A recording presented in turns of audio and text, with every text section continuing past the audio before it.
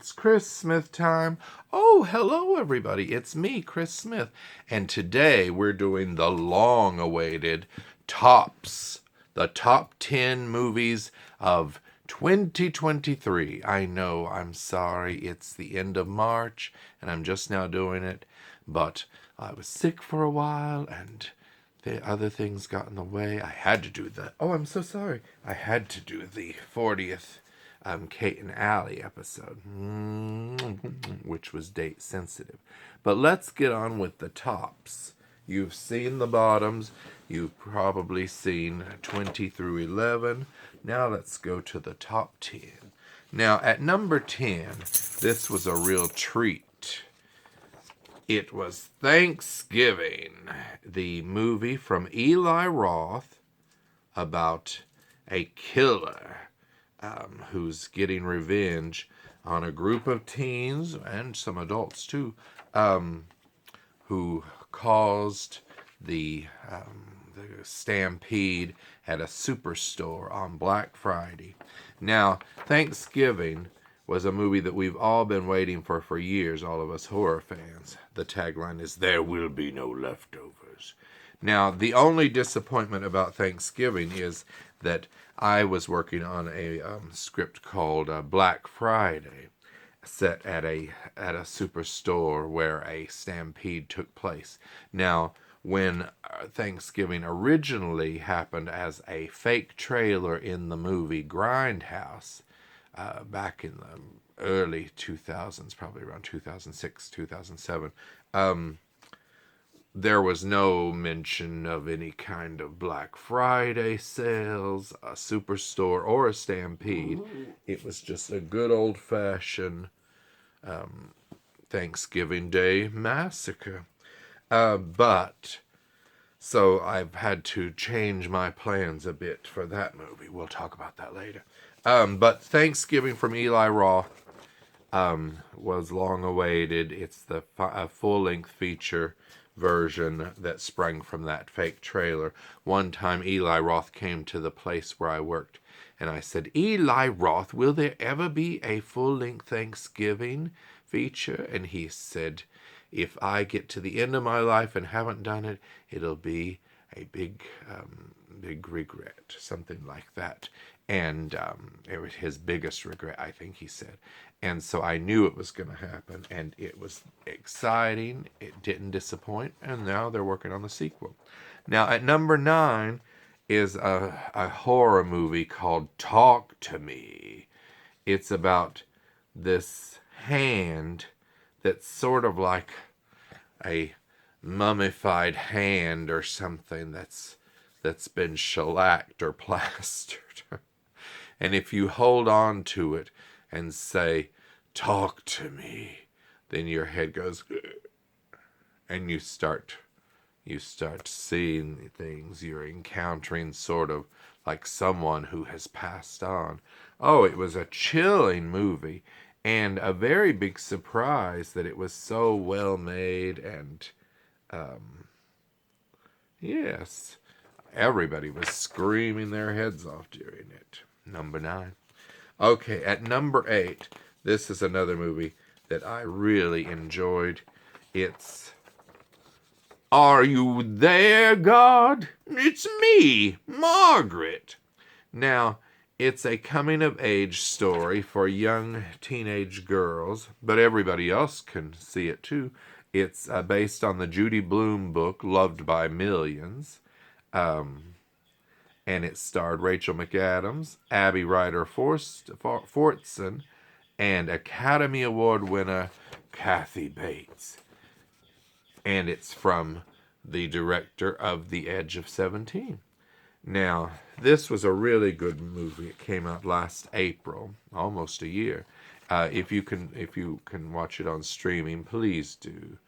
It's just a feel-good movie. When we saw it, me and Marco went to see it, and somebody at the concession stand said, "Did you read the books? The book?" And I said, "No, because we're guys." But guys can read Judy Blume too, surely. Now, at number 7 is Scream 6. Now, look at the poster, how gorgeous it is. Scream 6 is now set in New York City, I believe. Yeah. And it follows the survivors of Scream, which was Scream 5. And the killer is killer or killers is after that group. And of course, Courtney Cox is in it again. But no Nev Campbell, because remember, this was the movie that the whole salary dispute thing happened, and she was not in it. But they brought Hayden Panettiere back, and of course it's from the two directors, Tyler Gillette and Matt Bettinelli-Olpin. I wanted to make sure I got the whole hyphen name right. You know, this made $169.1 million at the box office, and it came out last March. And I thought it was among one of the better Scream movies. I didn't really guess who the killer or killers was. And of course, it was before the whole unfortunate scandal with the firing for Scream 7 of Melissa Barrera over comments that she made about the whole Gaza war. And Jenna Ortega had dropped out of Scream 7, so the whole thing fell apart. But the two writer-directors, Tyler and Matt, were not involved in Scream 7. But it's been revamped and it's back on track, so let's hope that that's a good one. And Nev Campbell is back, and so is Courtney Cox.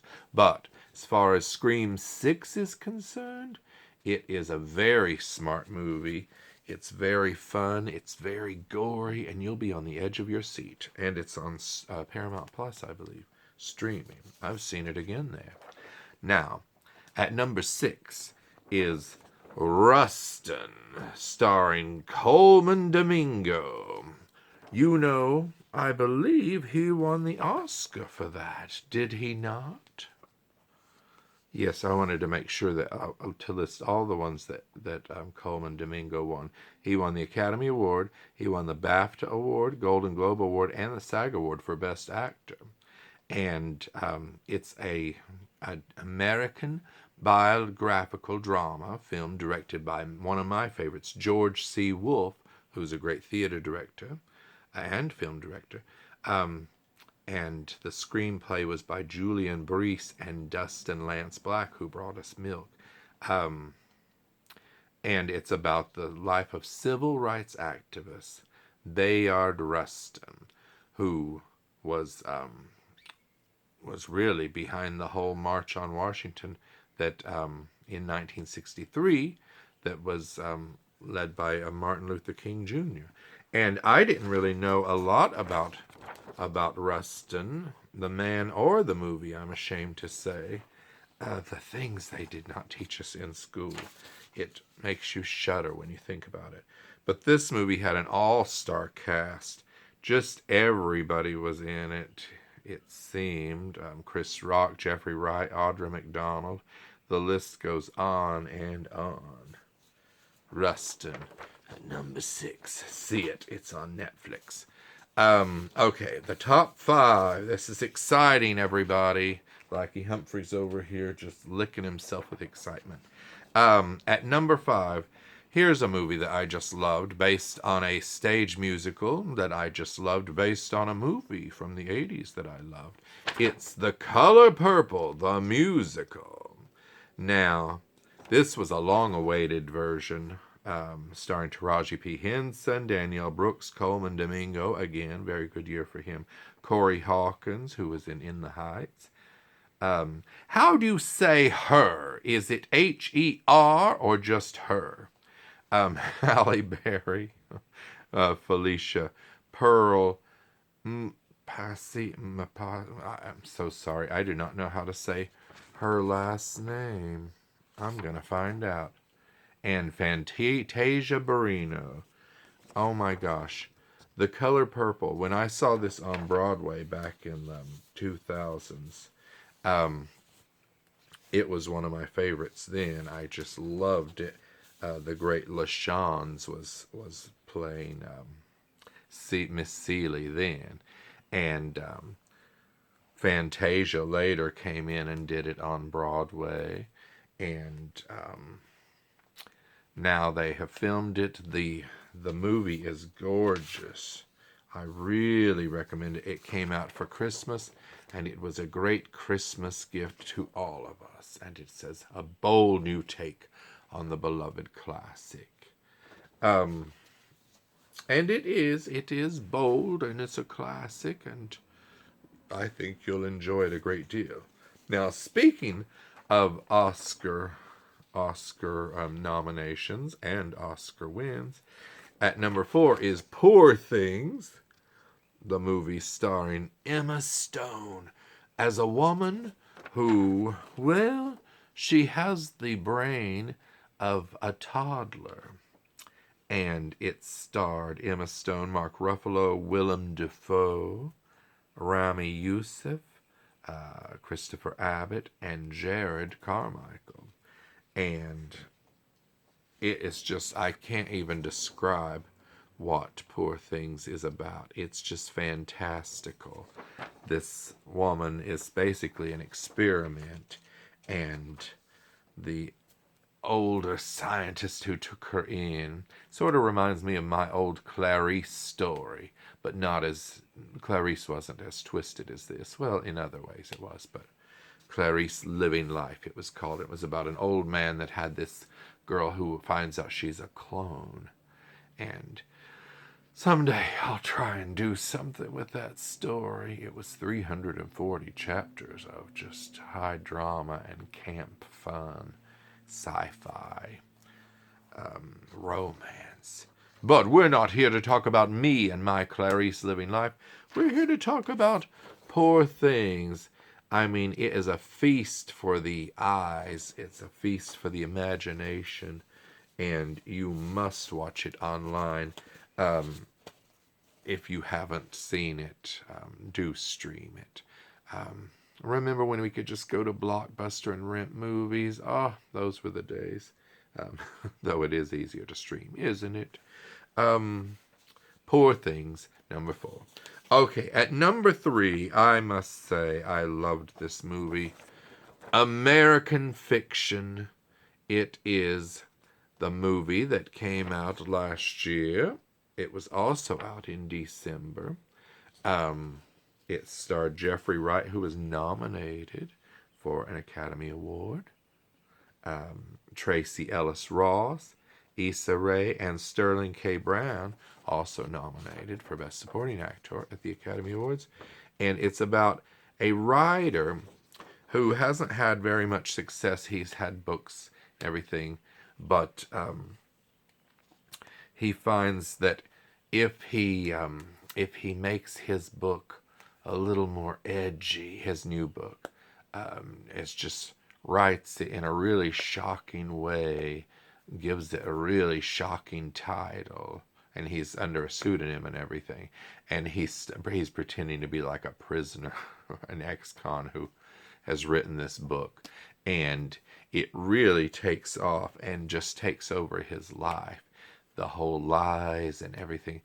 There's just so much to that movie, I can't even tell you, but it is a cinematic stick of dynamite, says the Daily Beast, and winner of the People's Choice Award, according to this. I really enjoyed it, I must say. Jeffrey Wright was just fabulous in this movie, and I must say I loved it. It has romance, it has pain and heartbreak, it has it all. Okay, at number 2, this was originally going to be my number 1 movie, but then something came along and bumped it down a little bit. But I still love it. It's Elemental. Look at this gorgeous poster. It's from Disney Pixar. It came out in June, And it's basically about what happens when fire and water fall in love. I had to get their exact names. The girl is Ember Lumen. She's works at her family's convenience store in Firetown. Um, wouldn't it have been funny if they lived on Fire Island? But she has trouble controlling her explosive temper. And the boy is Wade Ripple, a sappy water element who works as a city inspector living in Element City. And when they meet, it's murder. No, I'm just kidding. That's heart to heart. Elemental, it's, oh my gosh, another feast for the imagination and a feast for the eyeballs. The colors melted my heart. I do hope that there's some sort of sequel with these characters because Element City and, oh, see, Blackie agrees. Blackie Humphrey. Everything about it, it blew my mind, I must say. All the elements, all the action. It's action packed, but at the heart is the love story. It almost feels like it's a sort of like an interracial story because his kind, her kind, what happens when they meet and they people think they should, well, not people, but elements think they shouldn't be together. And I won't tell you the ending, but I think you'll all be pleased. Now, at number one, this movie I had resisted for a while because of a certain actor, Paul Giamatti. He is so good at playing assholes that I sometimes resist seeing movies that he's in. I know it's terrible because Paul Giamatti is an amazing actor. But at number one is The Holdovers. When I finally saw it, another one that blew me away. It just sort of pushed everything back a notch. And it was about a professor, a teacher at it's sort of like a boarding school, private school, all boys school. And he has to stay, well, he was going to stay anyway, at the school over Christmas break and watch the few boys who are not going home for the holidays for one reason or another. And they're all called the holdovers, I guess, or they're sort of doing a holdover. But it stars, and then of course it just comes down to one boy and the cook, played by Da'Vine Joy Randolph, who is amazing, Oscar winner. And it stars also Dominic Sessa, and of course Paul Giamatti as that teacher. Discomfort and joy is the tagline. I love that. It's written by David Hemmingson and directed by Alexander Payne. And it came out in late October of 2023. The poster is gorgeous. And I can't say enough about it. It really changed my whole attitude. And I said, what if I hadn't seen The Holdovers? Why do I put up a blocker for certain movies? I really shouldn't do that. But it really is a full feel-good movie, even though it's from the director of Sideways and The Descendants. Sideways was a movie that just infuriated me. Again, Paul Giamatti, and I just didn't like those characters, and I didn't like the whole situation. And he stole from his mother at the end. But that's neither here nor there. The Holdovers is the feel-good movie of the year. It will just melt your Christmas or Hanukkah heart. And those are the top 10 movies of 2023. The tops of the tops. Okay. We'll be back next time when it's Christmas time.